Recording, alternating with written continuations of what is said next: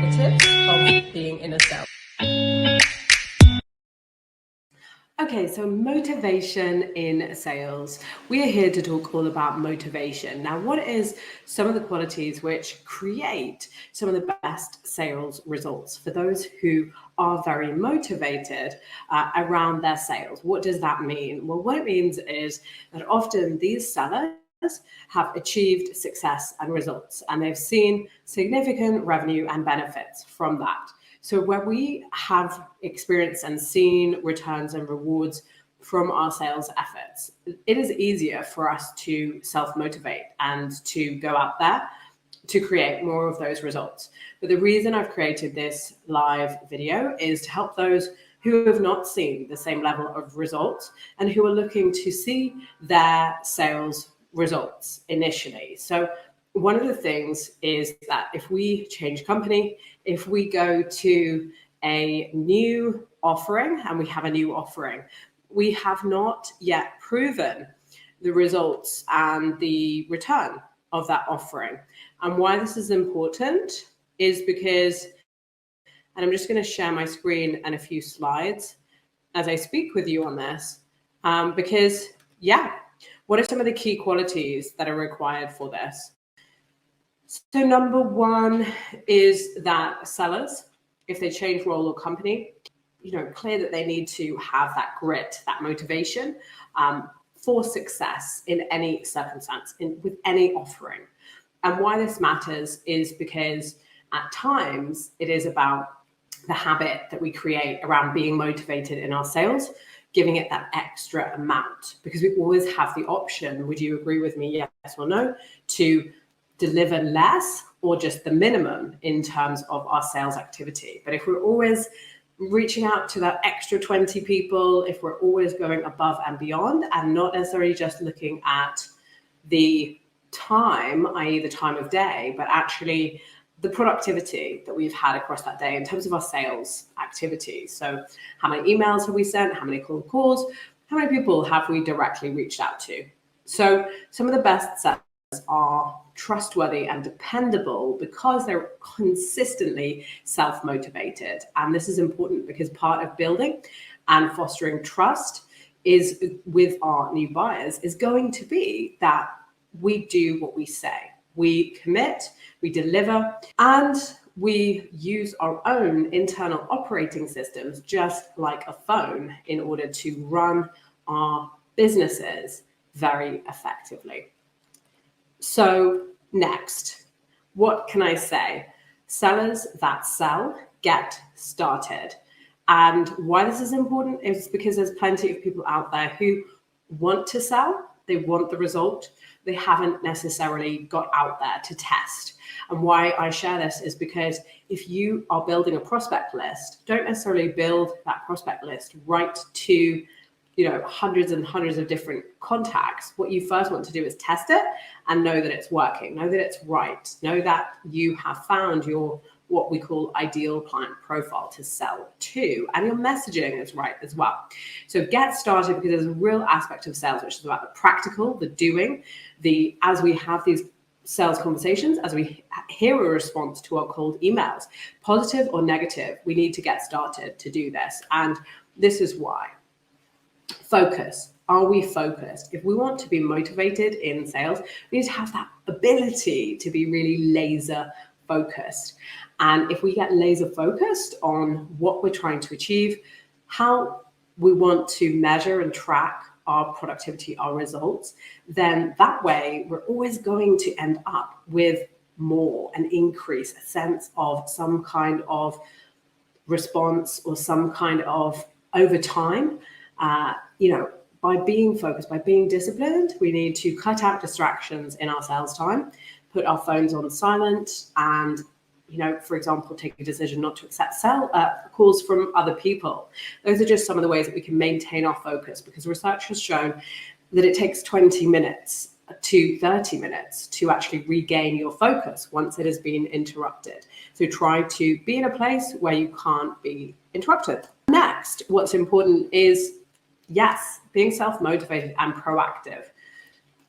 A professional athlete, a doctor, those at the top of their professions know that they need to have drive, they need to have momentum, and they need to be on their game, which simply means that they are proactive. They're looking for the next thing they need to do in order to make more things happen. So again, we're not necessarily waiting for clients to direct or drive that. We know intuitively what needs to be done. And I've talked to many business owners who are experiencing growth and also sellers. And a very common theme is that the best self-motivated sellers are constantly learning, improving, and wanting to drive and build their knowledge, even in their own industry and field. And that's a continuous process. Next, it's important to be positive. Your mindset in sales can make or break your success and create results for you. So if you, like Henry Ford said, whether you think you can or you think you can't, you're right. Why is that? Well, it's because mindset is crucial. If we are limiting ourselves, if we are demotivating ourselves by our thoughts, by how we think about our sales time, we won't necessarily give ourselves the opportunity to really be successful. And if this is sounding good, if this is sounding like, yes, this is the crucial, missing piece that you need, consider doing my 3-day sales challenge at the end of this month, because this is all around helping you to get motivated in your sales, how to achieve 3 key results in sales. And it's completely free. It's not charged to take part. So make sure that you look out for the link in this video to join that. Next, okay, so let's think about if we allow apprehensions, doubts, anxiety to cloud our sales messaging and also importantly our sales communication. If this happens, are we going to deliver and be as good as we can be? The answer is most likely no, we are not. So again, mindset is crucial. When you look for potential customers, just think about how you're creating links between what you do and what they are looking for, what they're interested in. If they say, I'm interested in X, Y, Z, how quickly and how well do you create a link to say, oh, amazing. Well, my link to that is this. My business can do Y. And that's how we create those connections in the minds of a buyer. So we're going to look for potential clients wherever we are. Remember that every networking event, every conference, every webinar is an opportunity for potential clients. If you need to strengthen the belief and the conviction in your offering and what you have, remember that why you're doing it, your why is important, but also importantly, remember, does it come across? Because if you're thinking about what you have to lose, what's at risk, or what will happen if this sale doesn't take place during a sales interaction, that is going to seriously cloud your results. So remember that salespeople have that innate belief in their offering, their product, and themselves as well. And that really carries and creates better client relationships and wins new clients. So set a target and a goal in what you want for your sales. Always, numbers and KPIs are going to be very motivating for you, just like in a gym. Remember, you need to be eyes on the clock, thinking, how many specifically in terms of numbers, how many meetings, how many times did you present or provide a proposal, how many clients did you sign up? These kind of metrics really matter. So in terms of what will drive you as a salesperson, it's not about what you're achieving today, but it's about what can you achieve tomorrow if you start to measure and track more consistently. And so remember that your customer's success is your own.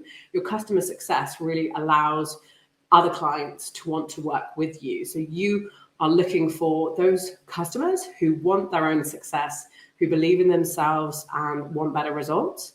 And you're ultimately there to help to build better client relationships and to win clients who will speak out for your business.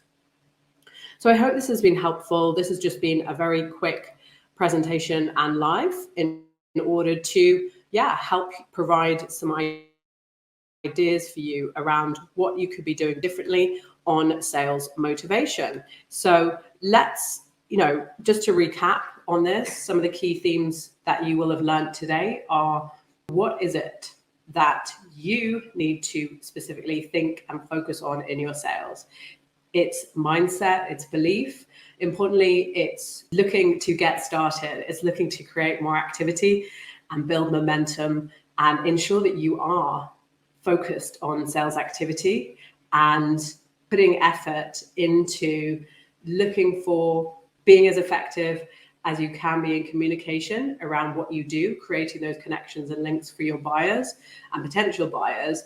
And most importantly as well, it's creating a reason for them to care, to get on that call with you, to book a meeting in with you. If you are providing compelling reasons for them to take action from the start, and we are motivated in that, a buyer is going to resonate with that. So remember, how motivated we are has a direct impact on our buyer. Remember as well that buyers have a number of different priorities. And so we need to be very, very motivated, very, very proactive about how we follow up, how we engage, and how we drive for the outcomes that we want, be that a meeting, be that a call, be that simply an email exchange. Whatever the interaction, we need to be taking responsibility for the quality of that interaction, the quality of the questions, the quality and the level of our motivation. So I hope this helps everyone, and make sure you save this recording, share it with a friend, it might help. And of course, check out as well the live sales challenge, which I'm doing for 3 days at the end of this month. It's completely free to take part, and it's an amazing event. This is the 3rd challenge that I've done. So check out the challenge, sign up for that at the very end of this month. And I look forward to helping you to achieve 3 key results in your sales as part of that sales challenge.